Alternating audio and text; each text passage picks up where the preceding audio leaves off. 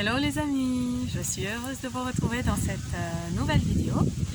Et aujourd'hui, comme j'avais parlé dans la vidéo précédente, eh bien, je vais vous révéler un des secrets qui permet de mieux comprendre le phénomène des allergies. Car pour mieux en venir à bout, il faut comprendre ce qui se passe réellement dans notre organisme. Alors voilà.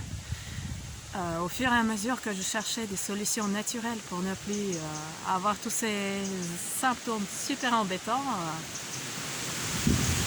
j'ai donc décidé de bien comprendre comment ça fonctionne. Et une des clés principales, en fait, qui joue un rôle extrêmement important, c'est notre microbiote.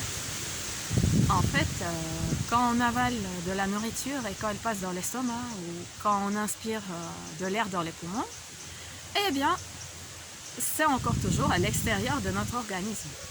Ça pénètre à l'intérieur à partir du moment où il se retrouve dans le sang, dans la lymphe, dans les cellules. Et là, on parle en fait, non pas de manger pour manger, mais vraiment d'assimiler ce qu'on mange, ou d'assimiler ce qu'on respire, ou d'assimiler ce qu'on boit. Voilà, là, réellement, une fois qu'on assimile, ça passe dans le corps et alors la molécule peut faire son travail bienfaisant pour celles qui sont remplies de bienfaits et néfastes pour celles qui sont toxiques et pathogènes. Et donc, en fait, tant que les aliments sont encore dans l'estomac, dans les intestins, et bien là, ils doivent traverser une muqueuse. Et la muqueuse, c'est un petit peu comme une forteresse qui permet de protéger le corps de composants toxiques. Ils n'ont rien à faire dans l'organisme et donc, voilà.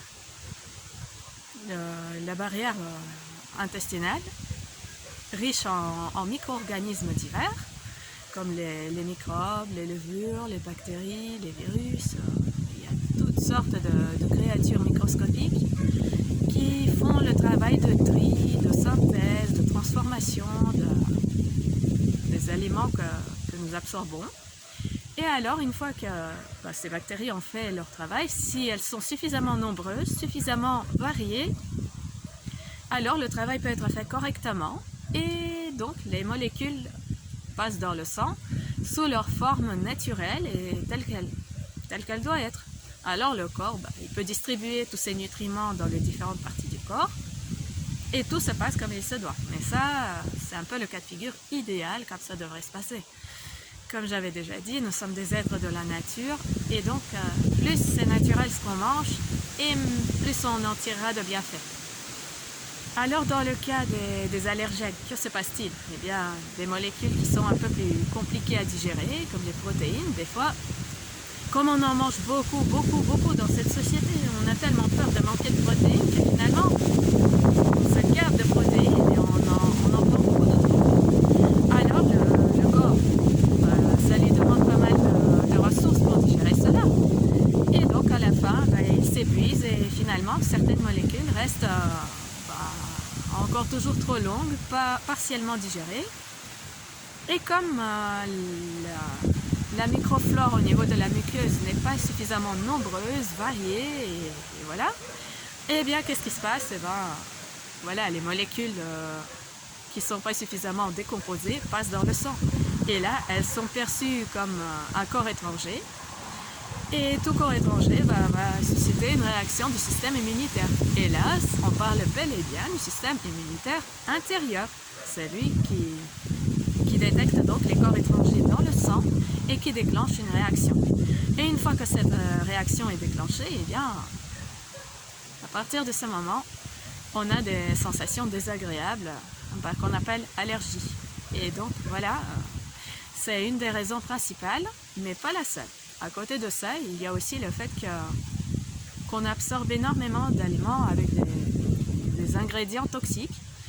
Comme j'avais dit, une des clés, c'est vraiment de surveiller les ingrédients. Ça, je l'avais déjà dit dans une des précédentes vidéos. Et donc, l'idéal, c'est de manger le moins possible, voire même pas du tout si vous y arrivez, des molécules toxiques. Parce que celles-là aussi, qu'est-ce qui se passe? Eh bien, elles arrivent à la muqueuse intestinale et là, elles risquent de passer dans le sang s'il y a a pas suffisamment de micro-organismes pour dire stop, vous ne passez pas. Et voilà. Donc si elle passe, eh bien là aussi, une réaction immunitaire et c'est reparti. Des rhumes, des difficultés respiratoires, des démangeaisons, en fait un état d'acidité dans le corps. Mais l'équilibre acido-basique, ce sera le sujet d'une prochaine vidéo. Et donc là, si ça vous a permis d'un peu mieux comprendre le mécanisme des allergies, pensez à liker et à partager la vidéo. Et bien sûr, si vous avez des questions, eh bien, je les attends dans les commentaires. Et puis, c'est un plaisir de vous répondre pour vous aider à mieux gérer ces allergies qui sont si désagréables à vivre. Je suis passée par là, donc je sais que ça ne fait pas plaisir. Et bien voilà, je vous retrouve demain dans la prochaine vidéo.